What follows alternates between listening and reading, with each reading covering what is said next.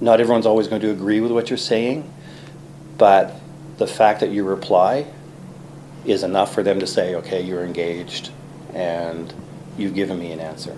Welcome to the Digital Public Affairs videocast. I'm your host, Mark Levis. On this edition, Robert Dekker, PC candidate for the riding of Ottawa Centre in the current Ontario provincial election, on the role digital is playing on his current campaign and how things have changed since the campaign of 2011. I've become more engaged digitally. I've really put more of a presence going into Twitter, Facebook. We've really been more active on our candidate page. We got renominated in June of 2012, so since June of 2012 we've made our Facebook page for the candidate of Ottawa Centre be the focus of where we wanted to send all our messages. Twitter has been very active for us. I remember the conversation we had in 2011. I still haven't mastered Google+. I use Google+ mainly as a message board, and I'm not engaged a lot in Google+. I started using the Hangouts a bit, and we may try to use a Hangout, but Google+ is still a mystery for me. In fairness, I think it's a mystery to a lot of people. Yeah, but what we have been doing online is that with this campaign especially, we're going to be doing a pretty aggressive e-voter campaign. Advertising blackout ends on the 20th of May.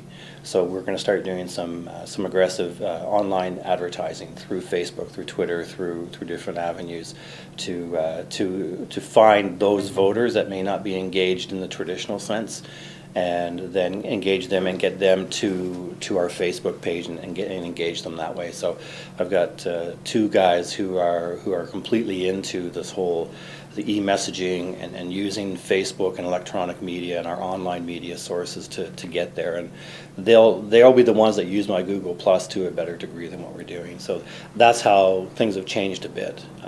I find that since May the 7th, when we were going gung-ho, I think my Twitter presence has dropped off the face of the earth because I just don't have time to do it anymore. Thank goodness for other people on the campaign to say, okay, well here's a Twitter account and here's the Facebook account. So, but we've increased it and maintained a steady increase and trying to drive more people that way. This campaign will be about driving people to our Facebook and Twitter account more than we did in 2011. We did some Facebook advertising a year ago, and we had, that's a pretty inexpensive way of getting a message out. But our initial Facebook advertising ended up working out pretty well.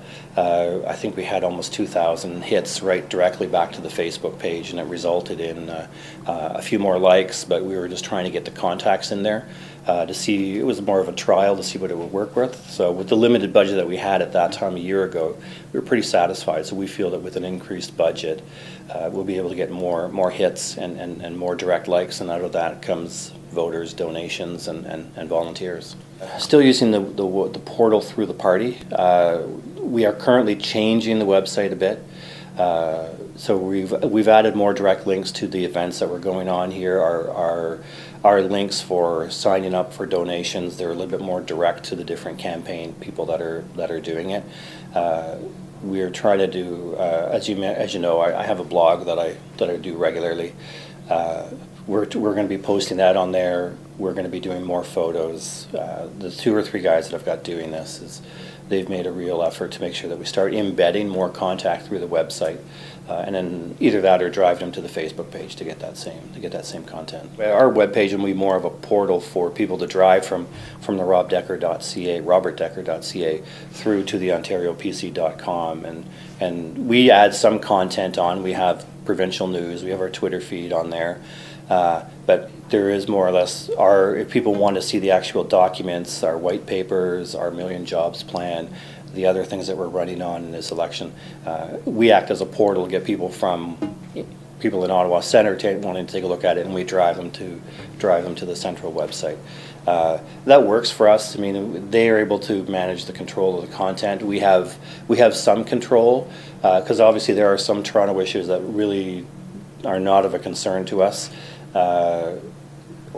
For example, if people are talking about traffic in the GTA, I'm not sure how many people in Ottawa Centre really want worry about what's happening in the greater Hamilton, Toronto area. So we have some control over what content we can remove, and then just make sure that the content is either local in Eastern Ontario presence or more of a broader Ontario presence as it might be with our Million Jobs plan and what Tim is up to. So we have some control over that.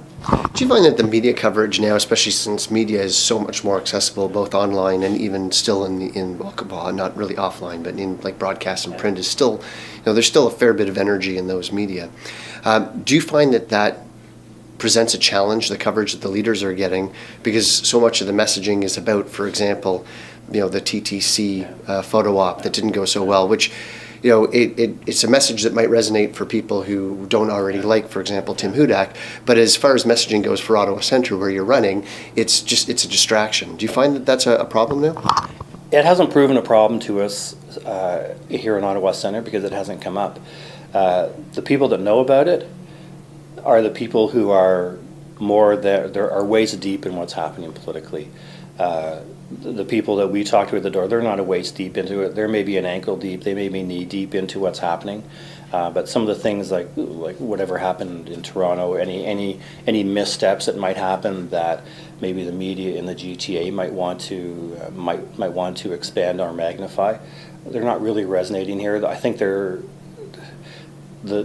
in a sense that social media and the online media are able to get a message across faster. That also allows that same message or that same news to disappear faster unless someone decides that it has legs and it needs to go anywhere. So the TTC thing here was a blip. It happened, it went, and it hasn't been brought up since. It might be an issue more in the GTA, but I haven't seen much more of it than a couple comments on it, but after that it's gone. Online media here in Ottawa Centre is about the really engaged communities, whether it's the biking community, whether it's the community associations. The really big one is the convenience store and the beer and the convenience store community. They've been pretty aggressive in their online campaigns as well. At least a tweet a day to all of us, Jennifer, Yasser, Kevin, and myself. Well, so are you for it? Or are you not against it?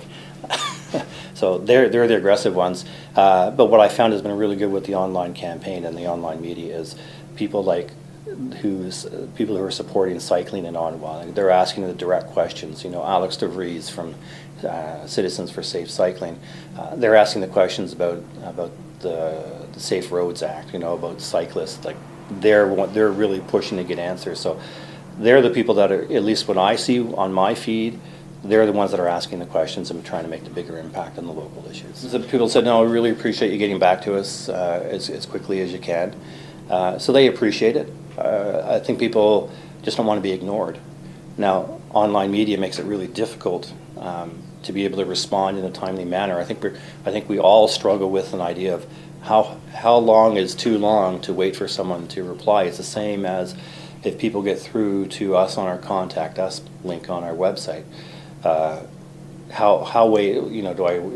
Do I talk to the team and say, do we answer right away if we have the time, or do we wait 2 hours? Do we reply, or what's the appropriate amount of time? We try to reply within the same day of the email comes, unless it comes after 8 o'clock at night.